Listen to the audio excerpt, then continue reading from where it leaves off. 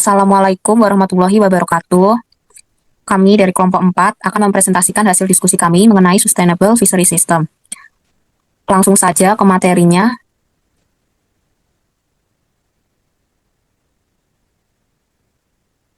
Baik, dari kelompok kami sendiri yaitu mendapatkan pada bab 15 dengan judul The Ecosystem Approach to Fisheries. Pendekatan ekosistem pada perikanan, Ecosystem Approach of Fisheries atau EAF, merupakan konsep pengelolaan perikanan yang memandang sumber daya ikan sebagai bagian dari suatu sistem ekologi dan sosial yang saling berhubungan. Pendekatan ini dikembangkan untuk mengatasi kelemahan pengelolaan perikanan konvensional yang hanya berfokus pada stok ikan. Poin pentingnya sendiri yaitu menggunakan pendekatan Ecosystem Based Management atau EBM. Yang kedua, mempertimbangkan hubungan antara ikan, habitat, spesies lain, dan aktivitas manusia. Yang ketiga, bertujuan menjaga keberlanjutan sumber daya perikanan dan kesehatan ekosistem. Yang keempat, menjadi salah satu pendekatan utama dalam pengelolaan perikanan modern. Selanjutnya yaitu 15.1 menjelaskan tentang Rational for Ecosystem Approach. Alasan perlunya pendekatan ekosistem yaitu muncul karena pengelolaan perikanan yang hanya berfokus pada satu spesies ikan terbukti kurang efektif dan menyebabkan beberapa perikanan mengalami penurunan bahkan kolaps. Seperti kasus ikan cod di Kanada. Pendekatan ini dikembangkan untuk mempertimbangkan hubungan antar ikan, habitat spesies lain, serta aktivitas manusia dalam suatu ekosistem. Poin pentingnya sendiri yaitu pengelolaan tradisional hanya berfokus pada stok ikan. Ekosistem perairan terdiri dari banyak komponen yang saling berinteraksi. Habitat dan hubungan antar spesies memengaruhi keberlanjutan stok ikan. Dan yang terakhir, pendekatan ekosistem bertujuan menjaga keseimbangan antara pemanfaatan dan kelestarian sumber daya. 15.2 yaitu History of an Ecosystem Approach. Konsep ecosystem approach telah lama diterapkan oleh masyarakat adat yang memandang manusia sebagai bagian dari alam. Secara internasional, konsep ini mulai berkembang pada tahun 1970-an dan semakin diperkuat melalui berbagai kesepakatan global hingga akhirnya diterapkan dalam pengelolaan perikanan oleh FAO. Perkembangan utamanya sendiri yaitu pada 1972 Conference on Human yang itu pada tahun 1982 UNCLOS mulai menyerap prinsip pengelolaan sumber daya yang berkelanjutan. 1992 Convention on Biological Diversity atau CBD menetapkan ekosistem approach sebagai strategi utama konservasi. Yang ketiga, pada 1995 FAO Code of Conduct for Responsible Fisheries. Yang terakhir pada 2002 FAO secara resmi mengembangkan ekosistem approach to fisheries atau EAF. Baik, untuk 15.3 yaitu Scope of an Ecosystem Approach. Pendekatan ekosistem memiliki ruang lingkup yang lebih luas dibandingkan pengelolaan perikanan konvensional. Tidak hanya memperhatikan kondisi ikan, tapi juga berhubungan antara ekosistem dan aktivitas manusia.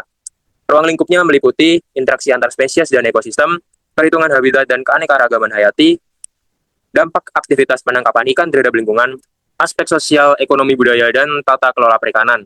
Dan yang terakhir, pengembalian keputusan yang mempertimbangkan keseimbangan antara ekologi dan kesejahteraan masyarakat. Dan untuk 15.4,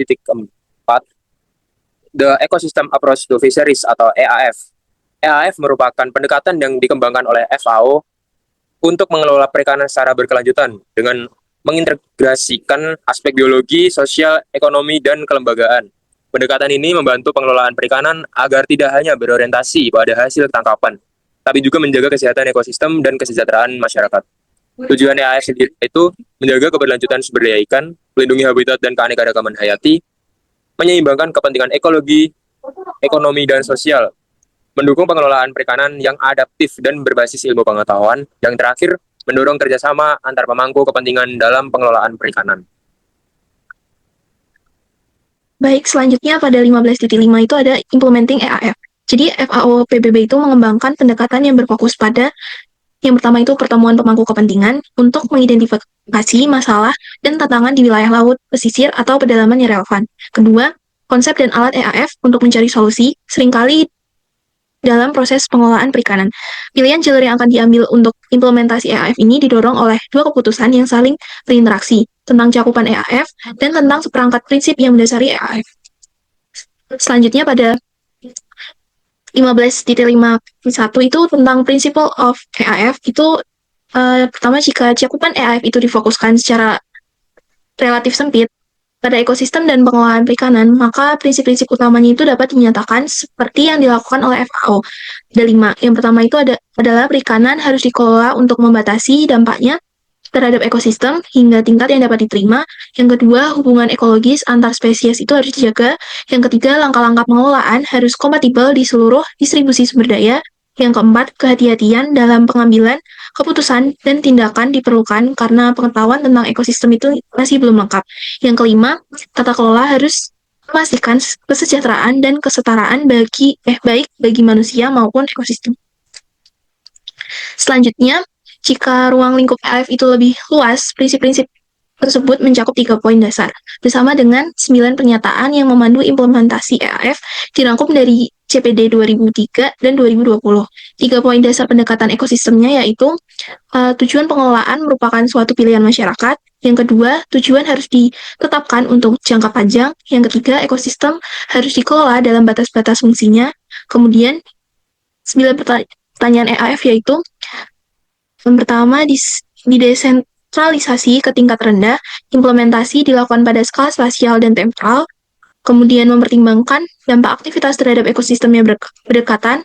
Yang keempat, memahami dan mengelola ekosistem dalam konteks ekonomi. Yang kelima, pertimbangan informasi yang relevan, pengetahuan ilmiah, masyarakat adat, dan lokal. Kemudian keenam, menyadari bahwa perubahan tidak bisa dihindari. Ketujuh, melibatkan semua sektor masyarakat dan disiplin ilmu terkait. Yang kedelapan, memastikan pelestarian struktur dan fungsi ekosistem. Yang kesembilan, memastikan keseimbangan integrasi, konservasi, dan pemanfaatan keanekaragaman hayati. Kemudian 15.5.2 itu entry point. Jadi penerapan EAF itu memerlukan 3 unsur penting. Yang pertama itu mendorong, yang kedua memengaruhi, dan yang ketiga itu mendukung EAF yang bersumber dari 4 titik termasuk AF dalam sistem sosial ekologis. Yang pertama itu ada driver, penggerak.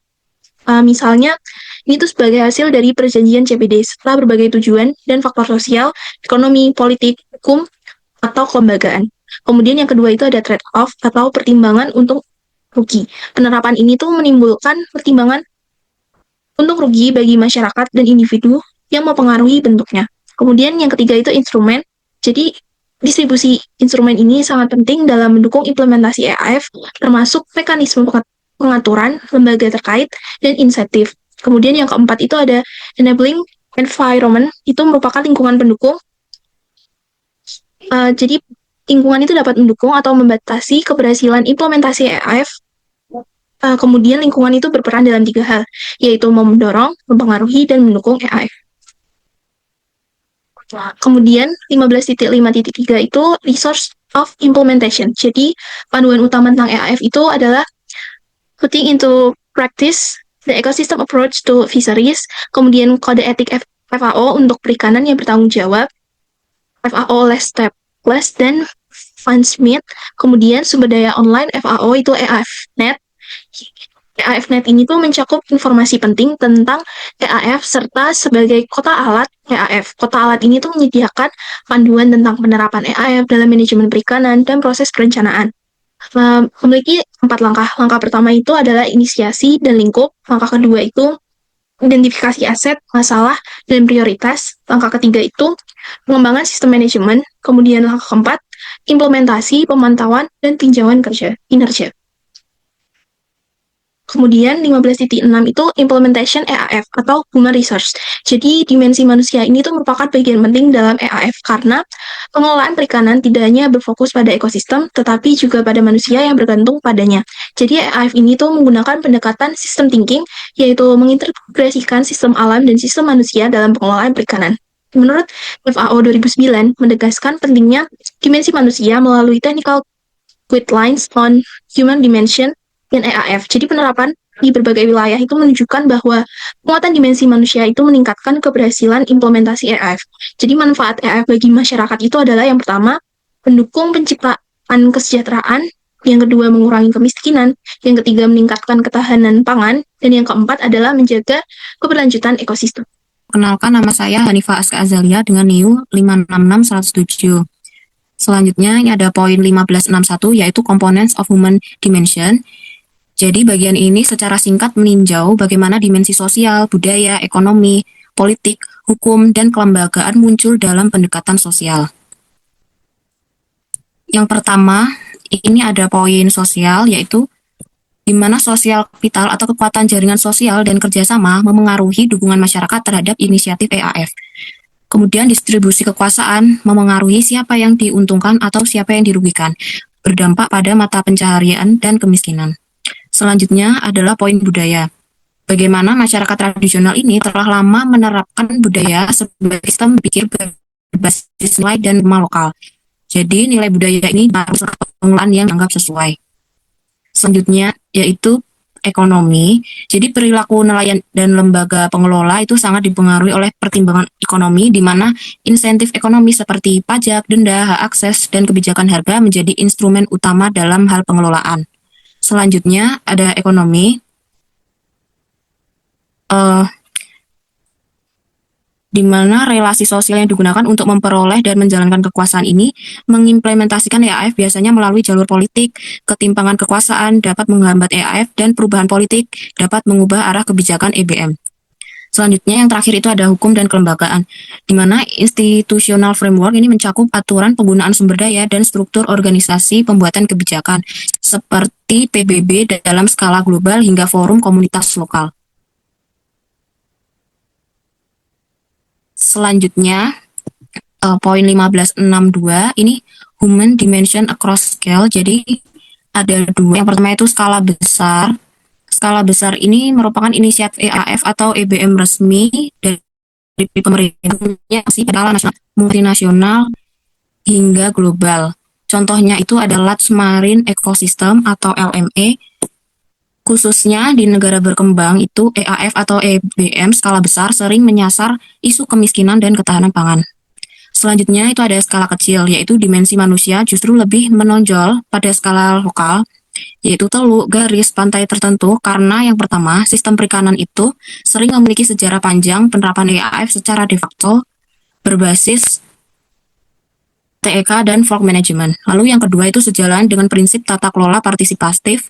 Lalu yang ketiga itu ada manfaat dari inisiatif lokal, berupa mengoptimalkan semua sumber pengetahuan, kemudian membangun kolaborasi dan antusiasme komunitas, memanfaatkan kekuatan kelembagaan lokal yang sudah ada, dan memungkinkan riset partisipatif.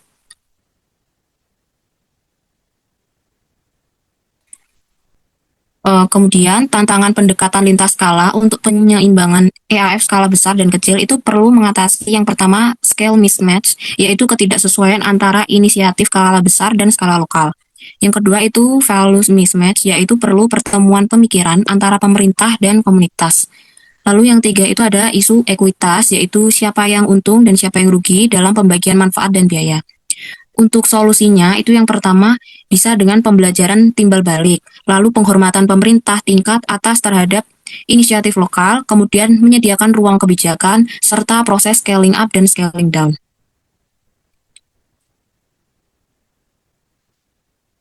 Sehingga bisa kita simpulkan bahwa pendekatan ekosistem pada perikanan merupakan konsep pengelolaan perikanan yang mengintegrasikan aspek ekologis, sosial, ekonomi, budaya, hukum, dan kelembagaan untuk mencapai pemanfaatan sumber daya ikan yang berkelanjutan.